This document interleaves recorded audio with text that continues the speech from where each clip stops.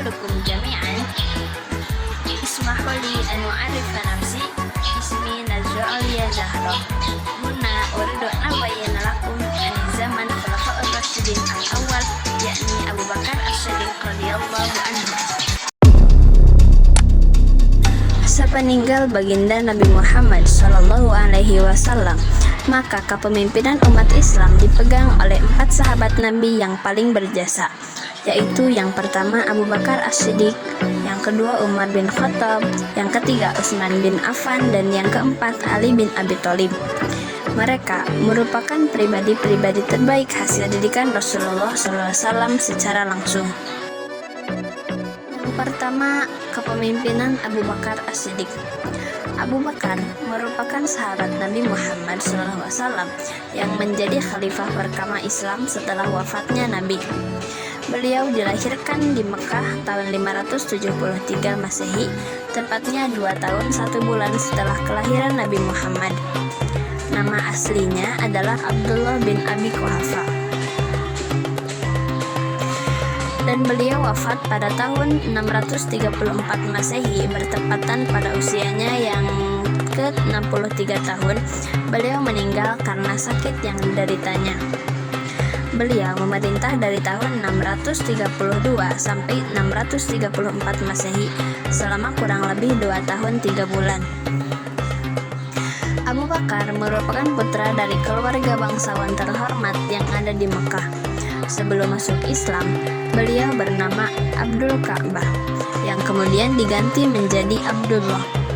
Abu Bakar disebut-sebut sebagai sosok yang selalu menemani Nabi Muhammad SAW sejak masuk Islam hingga wafat. Beliau termasuk ke dalam golongan as-sabiqun al-awwalun, yang artinya orang yang pertama masuk Islam. Abu Bakar juga adalah ayah dari Aisyah, yaitu istri Nabi Muhammad. Berdasarkan kitab Hayatus Sahabah dituliskan bahwa Abu Bakar masuk agama Islam setelah diajak langsung oleh Nabi Muhammad. Setelah itu Abu Bakar menjadi sosok pendakwah ajaran Islam kepada beberapa tokoh penting seperti Utsman bin Affan, Zubair bin Awam, Sa'ad bin Abi Waqqas, dan masih banyak yang lainnya.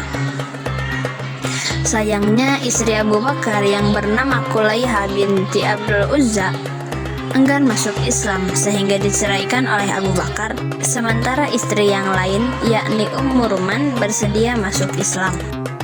Ketika ia masuk Islam, seluruh harta bahkan jiwanya rela ia korbankan untuk membela agama Islam.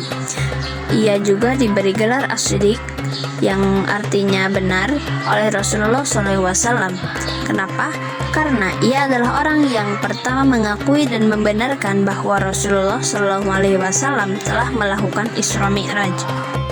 Bagi orang-orang kafir Quraisy pada saat itu, perjalanan dari Masjidil Haram ke Masjidil Aqsa dilanjut ke Sidratul Muntaha dalam waktu hanya sepertiga malam saja merupakan suatu kebohongan yang sangat besar.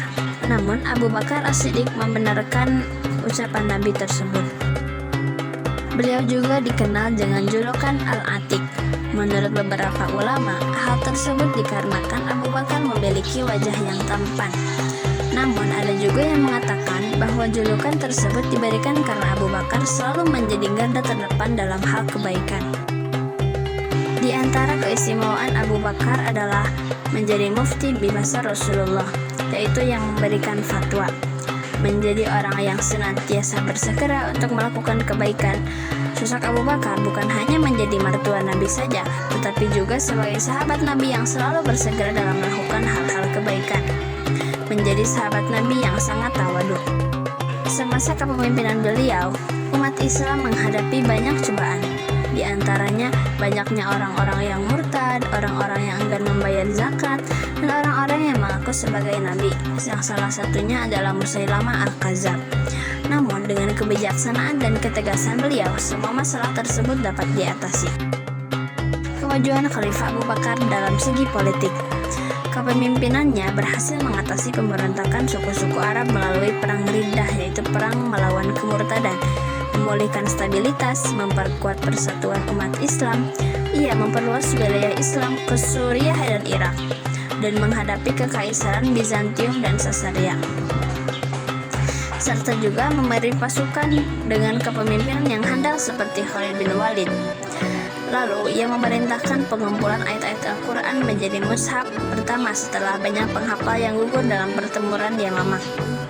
Kepemimpinannya yang tegas, bijaksana, dan visioner meletakkan dasar kokoh bagi perkembangan Islam di masa yang mendatang. Dalam aspek sosial, beliau dianggap sebagai teladan dalam mengelola negara, penghimpun Al-Quran, dan juga salah satu pemimpin Islam yang paling dihormati. Juga Abu Bakar mengampuni beberapa kelompok dan pemimpin pemberontakan yang mau kembali memeluk ajaran Islam. Dari segi ekonomi, beliau mengatasi krisis dan perpecahan. Juga memfokuskan pengelolaan zakat, memperkenalkan humus yaitu 1/5 dari harta rampasan perang.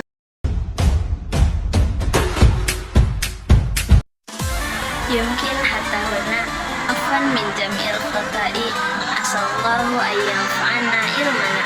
Syukran. Wassalamualaikum warahmatullahi wabarakatuh.